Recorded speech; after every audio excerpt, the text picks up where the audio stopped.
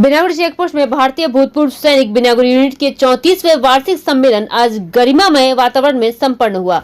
इस सम्मेलन का मुख्य उद्देश्य डुवर्स क्षेत्र के भूतपूर्व सैनिक की समस्याओं पर विचार विमर्श करना और उनके समाधान की दिशा में ठोस पहल करना रहा। भारतीय भूतपूर्व सैनिक बिनागुड़ी यूनिट पश्चिम बंगाल के तत्वाधान में आयोजित इस सम्मेलन में बड़ी संख्या में भूतपूर्व सैनिकों और उनके परिवारजनों ने भाग लिया। सम्मेलन में विशेष रूप से नए सेवानिवृत्त सैनिकों को पेंशन, सेवा लाभ, लीगल दस्तावेज और अन्य प्रशासनिक प्रक्रियाओं से जुड़ी कठिनाइयों पर मार्गदर्शन दिया गया। कार्यक्रम के दौरान बिनागुड़ी सहित पूरे डुवर्स क्षेत्र में भूतपूर्व सैनिकों के विभिन्न समस्याओं पर गंभीर और विस्तृत चर्चा की गई। संगठन की ओर से यह आश्वासन दिया गया कि भूतपूर्व सैनिक के अधिकारों की रक्षा और उनकी समस्याओं के समाधान के लिए संगठन सदैव सक्रिय रहेगा।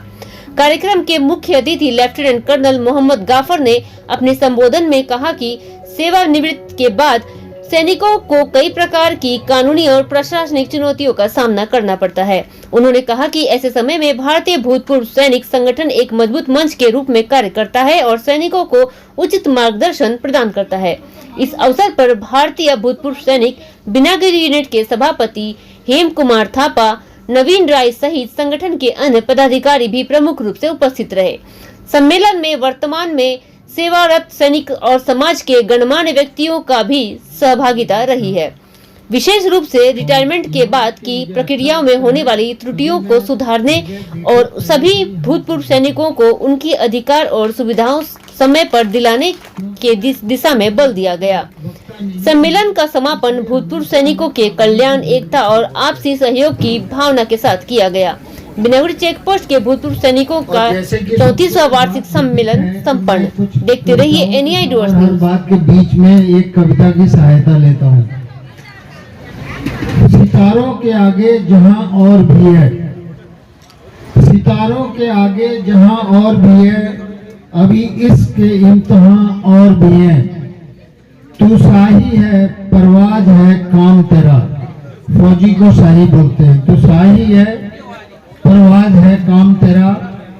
तेरे सामने आसमां और भी है, तेरे सामने आसमां और भी है। महोदय, आज यहाँ आप मुख्य अतिथि के तौर पर आए हुए हैं Indian ex serviceman legal West Bengal Binaguri unit में।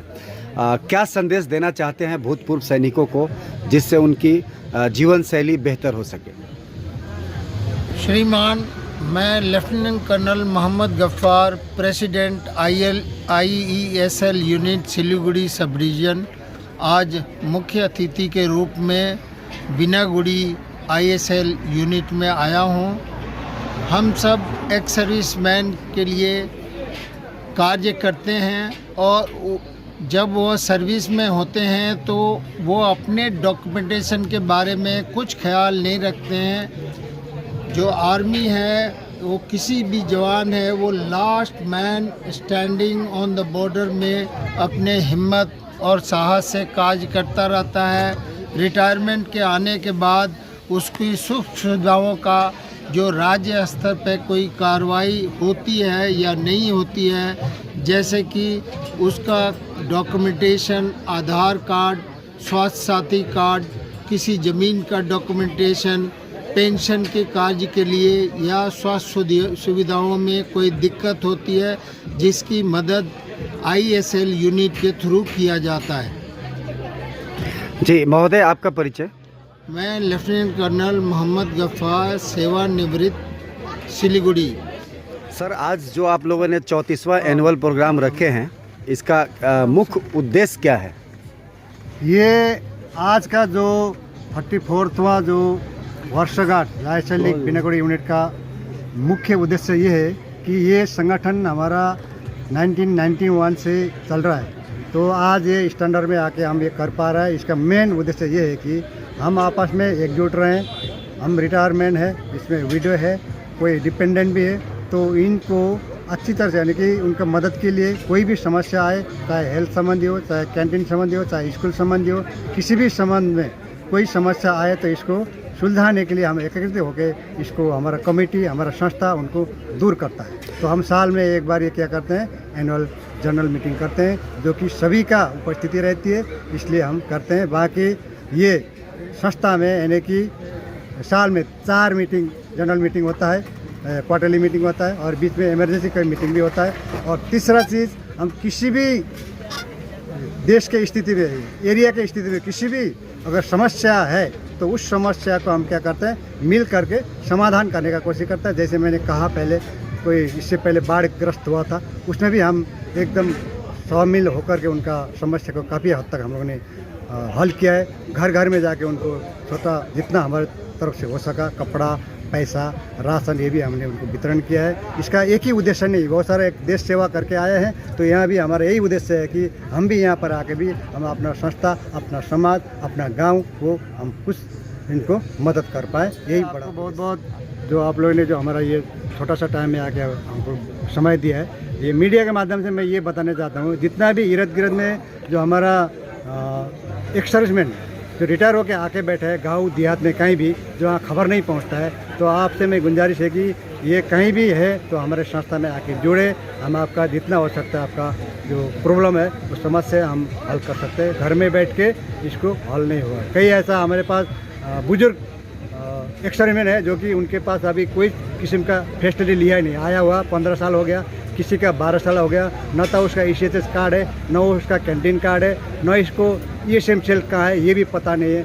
ऐसा बुजुर्ग भी आके गाँव देहात में छुपे हुए हैं और सिर्फ पैसा के चक्कर में भागते, इधर उधर भटकते हैं। जब उनके पास समस्या आ जाता है कि मेरा ये नहीं हुआ, टेंशन बंद हो गया, मेरा ये समस्या आ गया, क्या है इसे, तो वो जाके ढूंढते हैं कि कहाँ जाना है, तो लोग भटकते हैं। तो मैं गुंजारिश करता हूँ, आपको निवेदन करता हूँ कि आए, हमारे साथ जोड़ें, लिख के साथ किसी भी संस्था के साथ इस समाना में जुड़े रहना जरूरी है। तो मेरा यही निवेदन है। धन्यवाद। मेरा परिचय है, मैं सूबेदार हनेरी SM हेम कुमार थापा।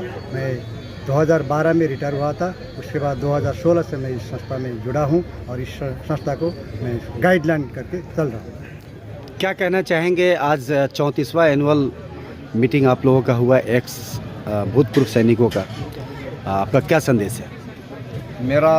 मैं भूतपूर्व सैनिक सूबेदार रुद्र खवास, मैं सभी परिवार को यही कहना चाहता हूँ इस नए साल के शुभ उपलक्ष्य में कि सभी के परिवार सुख शांति से रहें। और जो आज तक मैंने ये देखा है कि कई लोगों एक सर्विस होने के बाद में आफ्टर सर्विस गवर्नमेंट की तरफ से कई ऐसा फैसिलिटी हमको दिया जाता है, लेकिन कई लोगों को ये मालूम नहीं पड़ता है और सिविल में आने के कई धक्के खाना पड़ता है। तो इस समस्या को सलूशन के लिए एक ही हमारा रास्ता बनता है, हमारा जो संगठन के जरिए अगर हम जाएंगे स्टेशन हेडक्वार्टर, वहाँ पे ESM सेल है, उसके बाद में जो हमारा जिला सैनिक बोर्ड है उनके थ्रू हम जाते हैं ताकि उनको जल्दी हम फैसिलिटी हम प्राप्त कर लेते हैं। इसलिए कई ऐसे एक्स सर्विसमैन हैं, हमारा भूतपूर्व सैनिक है, उनको ये चीज़ें मालूम नहीं होता। इसलिए भूतपूर्व जो भी समस्याएं हैं उसका समाधान के लिए ये प्लेटफॉर्म बहुत अच्छा है। ये प्लेटफॉर्म बहुत जरूरी है जी। आपका परिचय? मेरा सूबेदार रुद्र खवास, सेवानिवृत्त। कहाँ से हैं? मैं यहाँ पे लोकल चेक पोस्ट दुर्गानगर से हूँ।